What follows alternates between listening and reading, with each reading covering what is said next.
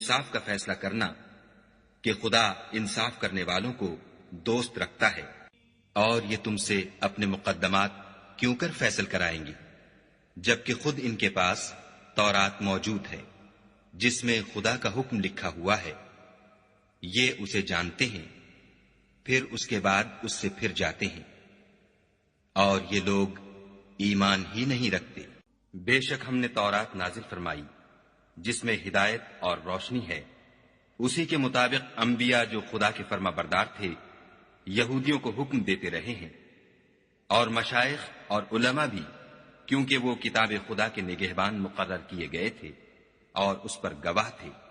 یعنی حکم الہی کا یقین رکھتے تھے۔ تو تم لوگوں سے مت ڈرنا اور مجھی سے ڈرتے رہنا،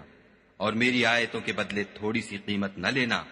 اور جو خدا کے نازل فرمائے ہوئے احکام کے مطابق حکم نہ دے تو ایسے ہی لوگ کافر ہیں۔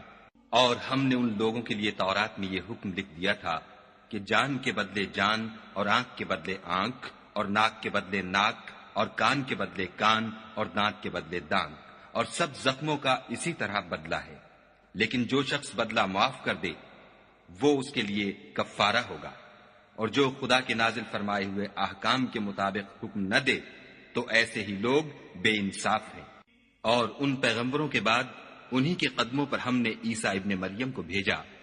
جو اپنے سے پہلے کی کتاب تورات کی تصدیق کرتے تھے، اور ان کو انجیل عنایت کی جس میں ہدایت اور نور ہے، اور تورات کی جو اس سے پہلی کتاب ہے تصدیق کرتی ہے، اور پرہیزگاروں کو راہ بتاتی اور نصیحت کرتی ہے۔ اور اہل انجیل کو چاہیے کہ جو احکام خدا نے اس میں نازل فرمائے ہیں اس کے مطابق حکم دیا کریں، اور جو خدا کے نازل کیے ہوئے احکام کے مطابق حکم نہ دے گا تو ایسے لوگ نافرمان ہیں۔ اور اے پیغمبر،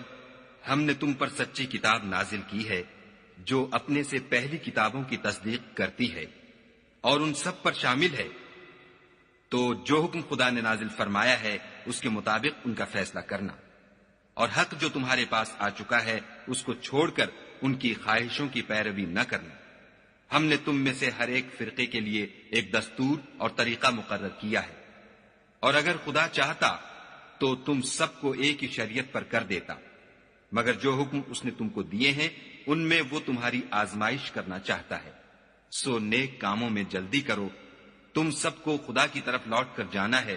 پھر جن باتوں میں تم کو اختلاف تھا وہ تم کو بتا دے گا۔ اور ہم پھر تاکید کرتے ہیں